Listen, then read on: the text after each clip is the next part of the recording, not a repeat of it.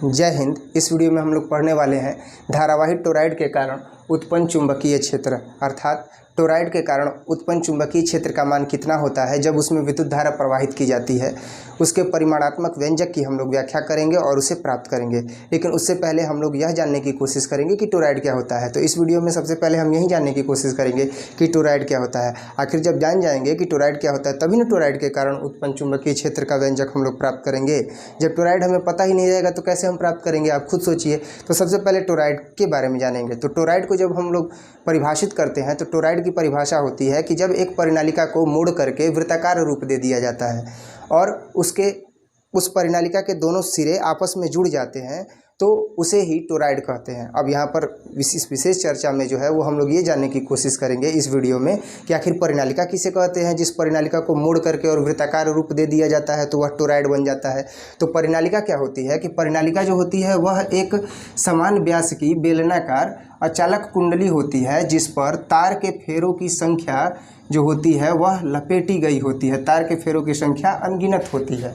और जब इसी परिनालिका में अगर देखा जाता है तो इस परिनालिका की ये जो चौड़ाई है इसकी लंबाई से क्या होती है, कम होती है।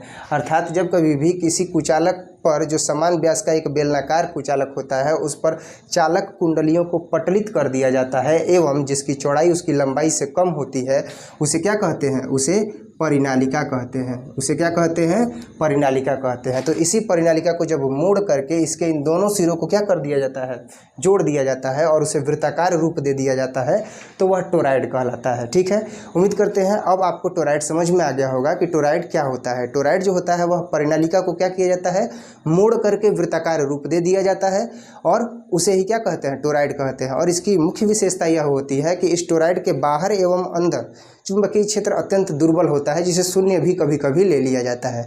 तो उम्मीद करते हैं अब आपको टोरॉइड के बारे में समझ में आ गया होगा। और अब हम लोग जो है वो वीडियो स्टार्ट करते हैं। और टोरॉइड के कारण, धारावाही टोरॉइड के कारण, जब टोरॉइड में हम लोग विद्युत धारा प्रवाहित करते हैं तो उस विद्युत धारा के प्रवाह के कारण टोरॉइड में कितना चुंबकीय क्षेत्र उत्पन्न होता है अब हम लोग उसके बारे में जानेंगे। वीडियो स्किप मत कीजिएगा, एकदम अंतिम तक देखिएगा, समझ में आएगा। ठीक है, अब देखते हैं हम लोग धारावाही टोरॉइड के कारण उत्पन्न चुंबकीय क्षेत्र क्या होता है। ठीक है, तो ये हो गया एक धारावाही टोरॉइड जिसमें हमने परिनालिका के दोनों सिरों को क्या किया, जोड़ करके और वृत्ताकार रूप दे दिया और ये टोरॉइड हो गया। और इस टोरॉइड में, इस वृत्ताकार टोरॉइड के इस केंद्र O से R दूरी पर स्थित एक बिंदु P है, आपको दिखाई दे रहा होगा ये बिंदु P, यहीं पर हमें चुंबकीय क्षेत्र का मान ज्ञात करना है। तो सबसे पहले तो हम यह लिखते हैं कि टोरॉइड O केंद्र वाला, O केंद्र तथा R त्रिज्या वाला एक टोरॉइड है।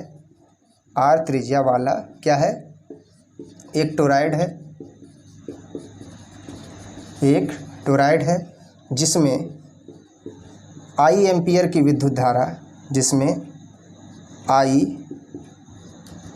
एम्पियर की विद्युत धारा प्रवाहित हो रही है। I एम्पियर की विद्युत धारा प्रवाहित हो रही है।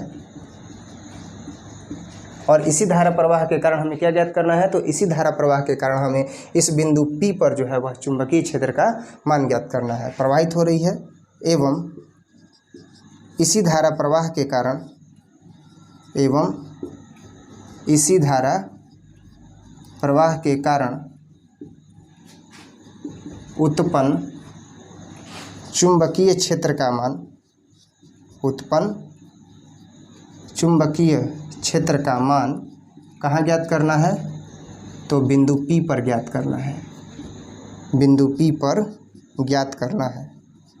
अब ध्यान दीजिए, अगर हमें बिंदु P पर चुंबकीय क्षेत्र का मान ज्ञात करना है तो सबसे पहले हमें किसके नियम का उपयोग करना होगा, एम्पियर के नियम का उपयोग करना होगा, यानी कि एम्पियर के परिपथीय नियम से। चूँकि एम्पियर के परिपथीय नियम से, एम्पियर के परिपथीय नियम से, यदि आप नए विद्यार्थी हैं और आपने अभी एम्पियर का परिपथीय नियम नहीं समझा है कि क्या है, तो आप हमारे यूट्यूब चैनल के प्लेलिस्ट में जाइए। वहाँ पर क्लास 12th के फिजिक्स, जो क्लास 12th के फिजिक्स का जो कॉलम है उसको आप ओपन कीजिए, उसमें आपको एम्पियर के परिपथीय नियम से रिलेटेड वीडियो मिल जाएगा। आप उसे देख लीजिए और समझ लीजिए। और एक बार मैं फिर से इस वीडियो में बता देता हूँ कि एम्पियर का परिपथीय नियम क्या होता है। तो एम्पियर का परिपथीय नियम कुछ है नहीं, एकदम आसान है। बस ये समझिए कि एक बंद परिपथ होता है। बंद परिपथ का मतलब जिसमें विद्युत धारा प्रवाहित हो रही हो, और खुला परिपथ वह होता है जिसमें विद्युत धारा प्रवाहित नहीं हो रही हो। बंद परिपथ का मतलब होता है क्लोज सर्किट, तो क्लोज सर्किट में विद्युत धारा प्रवाहित होगी यानी इलेक्ट्रिसिटी फ्लो करेगी, और ओपन सर्किट में इलेक्ट्रिसिटी फ्लो नहीं करेगी। आप खुद सोचिए कि ये अगर मान लिया जाए कि यहाँ से लेकर के और यहाँ तक जो है वह एक विद्युत परिपथ है,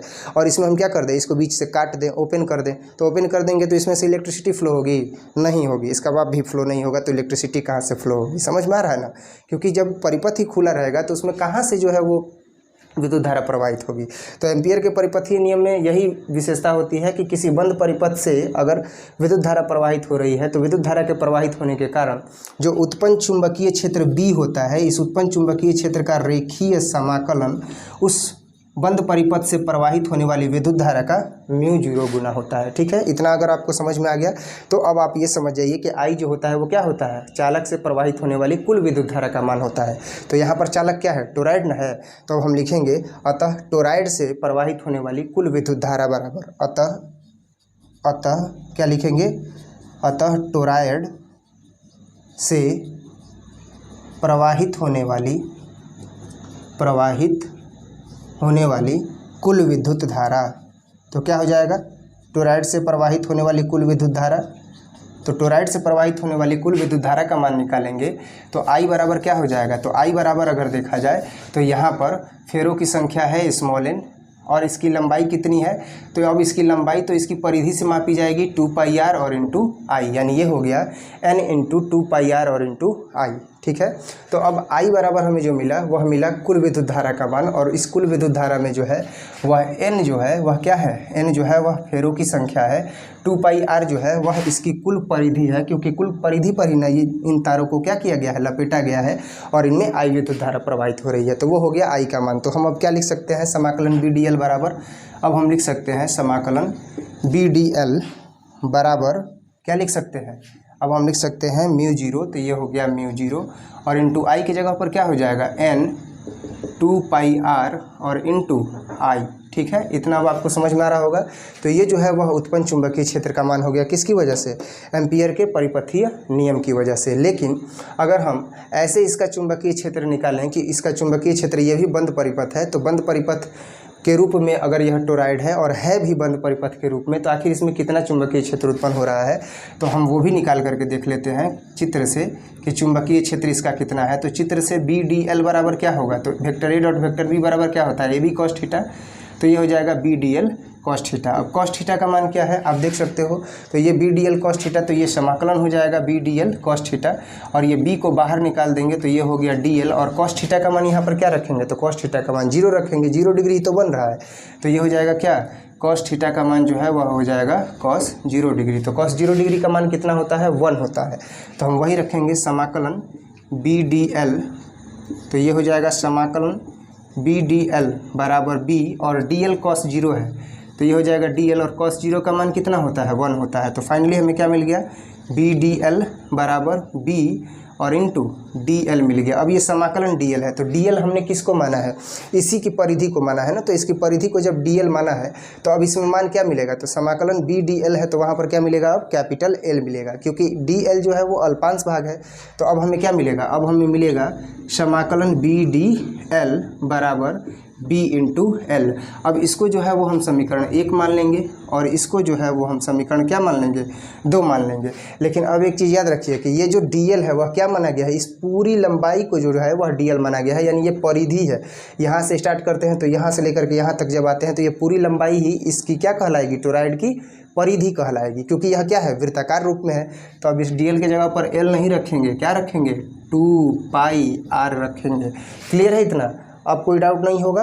अब इन समीकरण 1 और समीकरण 2 से हम लोग तुलनात्मक व्याख्या कर देंगे। तो लिखेंगे समीकरण 1 एवं 2 से, समीकरण 1 एवं किससे, 2 से। तो ये देखिए समाकलन BDL, तो ये LHS जब बराबर है तो RHS भी आपस में क्या होगा, बराबर होगा। तो ये हो जाएगा, इसलिए क्या हो जाएगा, B इंटू 2πr बराबर μ0 n 2πr I 2πr into I। तो अब देखो 2πr से ये 2πr क्या हो जाएगा, कट जाएगा, तो B बराबर क्या मिलेगा, म्यू जीरो एन आई। अब ये जो B बराबर म्यू जीरो एन आई मिला, यही जो है वह धारावाही टोरॉइड के कारण उत्पन्न चुंबकीय क्षेत्र के कुल परिमाणात्मक मान की व्याख्या करता है कि आखिर जब इस टोरॉइड में हम लोग विद्युत धारा प्रवाहित करेंगे तो इस टोरॉइड के कारण कुल कितना चुंबकीय क्षेत्र उत्पन्न होगा। तो कितना चुंबकीय क्षेत्र उत्पन्न होगा, अब आपको जवाब मिल चुका है B बराबर म्यू जीरो एन आई। लेकिन N क्या है, N जो है इस टोरॉइड के प्रति एकांक क्षेत्रफल पर पटलित जो है वह कुंडलियों की संख्या है। तो कुल कुंडलियों की संख्या कितनी होगी, तो लिखेंगे, इसका आप लोग स्क्रीनशॉट ले लीजिए और फिर इसका कैलकुलेशन करते हैं। उम्मीद करते हैं आप लोग इसका स्क्रीनशॉट ले चुके होंगे और इधर वाला जो एरा है इसको मिटा करके और फिर जो है वो हम लोग देखते हैं कि कुल चुंबकीय क्षेत्र कितना होगा जब इसके कुल फेरों की संख्या की बात करेंगे तब। तो इसके कुल फेरों की संख्या कितनी है अब वो हम लोग देखेंगे, ठीक है। तो कुल यदि मान लिया जाए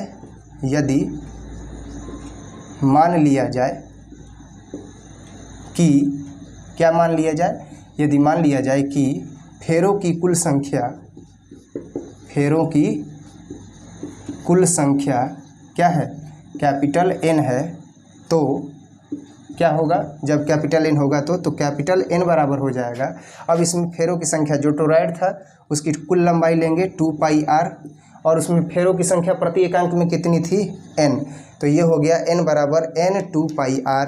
तो अब हमें किसका मान चाहिए, हमें मान चाहिए स्मॉल n का वहाँ रखने के लिए। तो अब हम स्मॉल n का मान अगर निकालेंगे तो ये हो जाएगा n बटा में 2 पाई r और बराबर इधर क्या बचेगा, स्मॉल n। अब हम इस स्मॉल n का मान इस व्यंजक में रख सकते हैं, तो लिखेंगे अतः B बराबर क्या मिल गया, तो B बराबर हो गया म्यू जीरो और स्मॉल n के जगह पर क्या रखेंगे, n बटा में 2 पाई r। तो ये हो गया n और बटा में 2 पाई r और उसके बाद n के बाद इंटू में क्या है, I है।